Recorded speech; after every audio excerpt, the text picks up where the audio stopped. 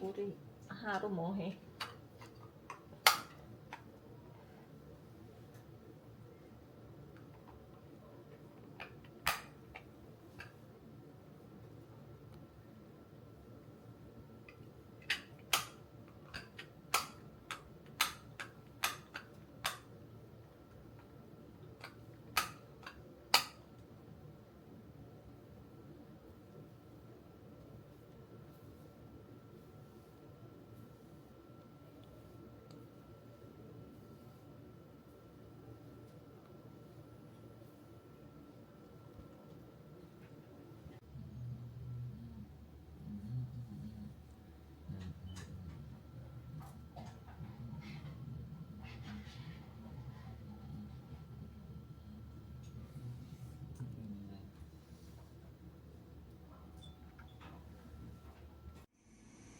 Two thousand years later. Ito na ang aming dinner. Mga babes. Aro,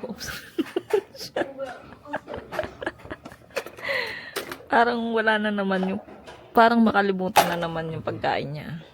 Kidaryo natin yung kay Yetchan.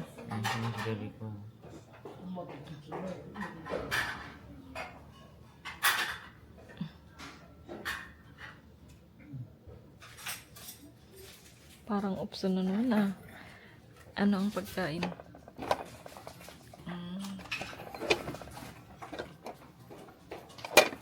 Ayan, meron. 공깃밥요. 식사 안 받으시는 분 계시나요?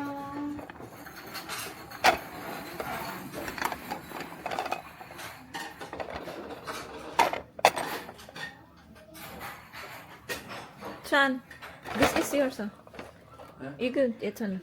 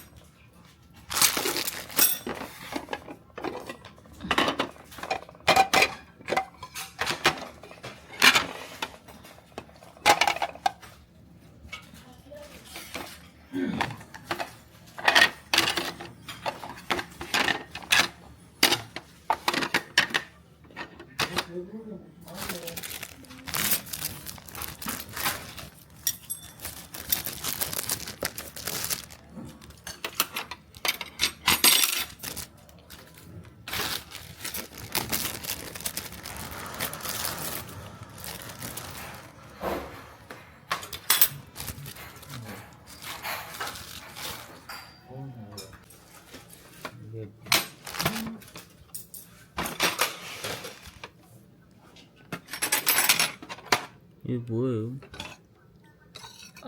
오징어? 나 우치 안 좋아하는데. 먹지 마, 이거 먹어. 엔숙 먹. 아, 뭐구나. 맛있다. 이거.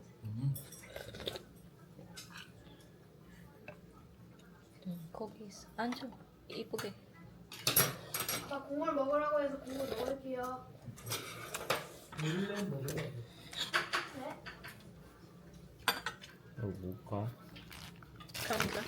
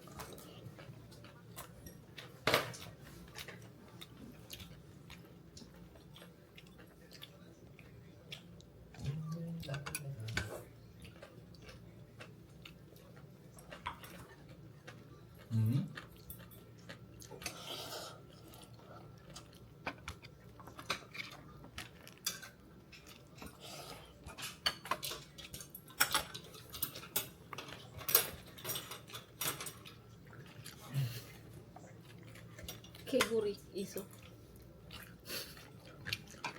저기 저기 있잖아.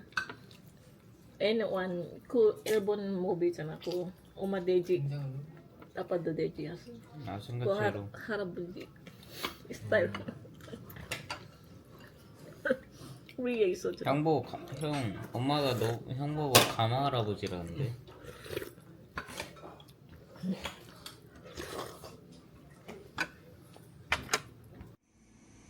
2,000 years later. Hello mga bebs. Dito na kami sa bahay. Hindi na namin hinintay si Mr. kasi 8:30 pa siya eh. Kasi meron siyang overtime. So, sabi ko kay Yeram, uwi na kami. At gusto na rin umuwi ng kuya niya. Baka naiinip na siya mga bebs. Kaya sabi ko, bukas naman last na lang niya. Last na lang niya doon sa ospital. Kaya bukas na lang. At doon naman kami matutulog bukas ng gabi. Kaya sabi ko sa kayera, huwag na siyang malungkot. Kaya bago ako kami umuwi, naghilamos siya ng yung half body. Tapos pinapalit ko yung the underwear. Tapos pinapalit ko rin yung kanyang panjama. Tapos pinatoothbrush ko na, pinainom ko na siya ng gamot para wala na siyang gagawin. So ayun, doon na lang siya sa kama. Sabi ko, pag naiinip siya, maglakad-lakad siya ng ilang beses, sabi ko sa kanya. So ayun. At si Coco nakakaawa naman kasi siya. Mag-start ng Tuesday. Naiiwan namin siya dito maghapon. Ayun kawawa naman yung Coco namin. Ang popay. Awawa ang baby na yan. Ayun, kaya sabi ko uwi na kami. So ngayon ay 6:34 mga bebs kasi si Mr. 8:30 pa daw siya makapunta sa hospital kung susunduin niya kami. Kaya sabi ko uwi na kami para makapagpahinga na rin si Yeram. So ayan mga bebs. Ayan lang muna yung vlog natin. Konti lang vlog natin for today. Itutuloy na lang natin yung vlog natin bukas mga bebs. So last day na ni Yeram sa hospital tomorrow mga bebs. So ayan, see you tomorrow mga bebs. See you tomorrow. Poyo? 어 보여. The next day. Mga bebs, dito na ulit sa church tuloy. Sa hospital. Ay, grabe ang init sa labas. 11, saktong 11. Nakarating na kami dito sa hospital. So ano po ngayon, Friday. So bukas makalabas na si Yeram. May binigay na sa kanyang paper na pag lumabas siya is kailangan, kung ano yung kailangan na kunin na papers dito para sa insurance, ganyan. Para yung pera na ibabayad ay babalik. So ayan, dito yung paper. Tapos dumalaw pala sila pastor daw kanina. Mga 10 o'clock. Wala pa kami, nasa bahay pa kami mga bebs. So taxi na naman tayo mga bebs. To taxi. No mo to. Bus kidaryo. Mish metbon. Nechan?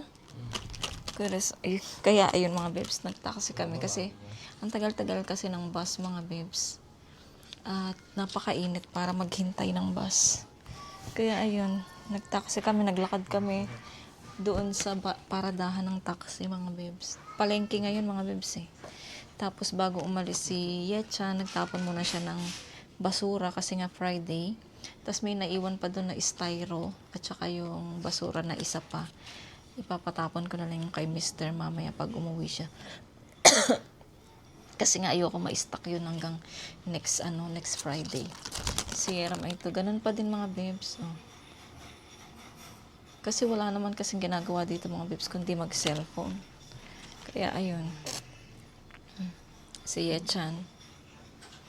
Sabi ni Mr. Dito kami matutulog. Kaya lang sabi ni Mr. Wag na daw kami matulog dito. Tapos bukas pagka muna siya tawag nito yung parang sa school, di ba? Tawag nito? Basta papasok muna siya ng umaga. Tas mga ilang lalabas siya ng labas siya saglit sa work para sunduin kami dito. Ay, sunduin sa bahay ako. Tapos pupunta kami dito ni Mr. para ilabas na si Yeram tomorrow. Kaya lang ito, nakapag-promise kasi kami na dito kami matulog ngayong gabi. Tapos pagdating namin, dito kayo matulog, di ba? Sabi siya. Hindi ko alam yan kung paano. Itong isa naman, nagdala na siya ng kumot niya, mga babes. Hindi ko pa sinabi sa kanya. So, ayun, update tayo, mga babes. Pati ako, mga babes, hindi pa nadumi eh. Kahapon at ngayon, hinihintay ko nga nung sa bahay kami, kaya medyo na late kami, mga babes. Ayoko kasing mag-ano dito. Parang, kasi nga may mga kasama, tas biglang may papasok sa banyo. Lalo na may yung nagbabantay dito sa anak niya, yung isa, lalaki, mga babes. Dito sa kabila, walang pantay. Pasyal-pasyal lang yung nanay niya or yung tatay niya, lola. Dito, wala na, mga babes. Nag-out na siya nung isang araw. So, ayan, mag-update lang ako, mga babes. Dinadagdagan ko lang yung vlog ko kahapon para may madagdagan siya ng konti, mga babes. So, ayan. See you later.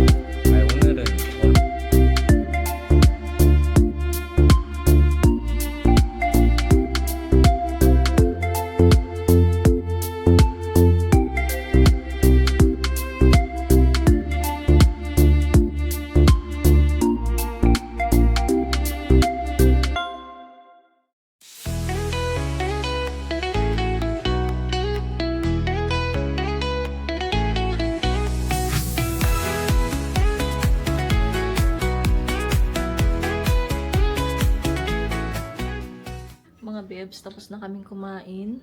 So, nakapaglakad kami ng isang lakad lang. Tapos, pinainom ko na siya ng gamot. And then, hintayin ko lang siyang mag-toothbrush. Tapos, aalis na kami mga babes. So, ito yung mga gamit na dadali namin pa uwi. Kasi, uuwi na si Yera. Masaya na siya mga babes. Happy ka na siya? Ba? You're going home tomorrow. Mga babes. So, ayan. I-ano natin bukas. Siyempre, mag-vlog tayo ulit. Ayan, so mag-e-end na ako ng vlog dito. Hindi na ako mag-e-end sa bahay. So dito na tayo mag-e-end. So maraming salamat po sa mga prayers at sa mga supporters. Kung bago lang po kayo sa akin channel, please subscribe to my channel and hit the notification bell para lagi po kayong updated sa aking mga video. Bye! See you po sa akin next vlog. Be nice and be good. God bless everyone.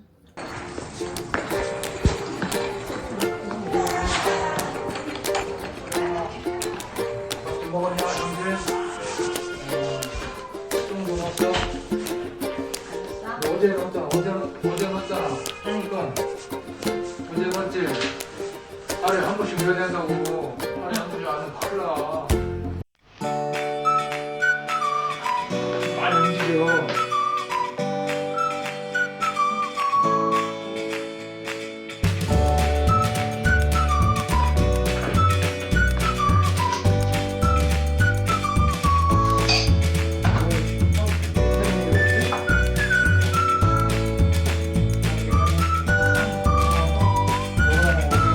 학교에서 나뭐 사온 거 그러지.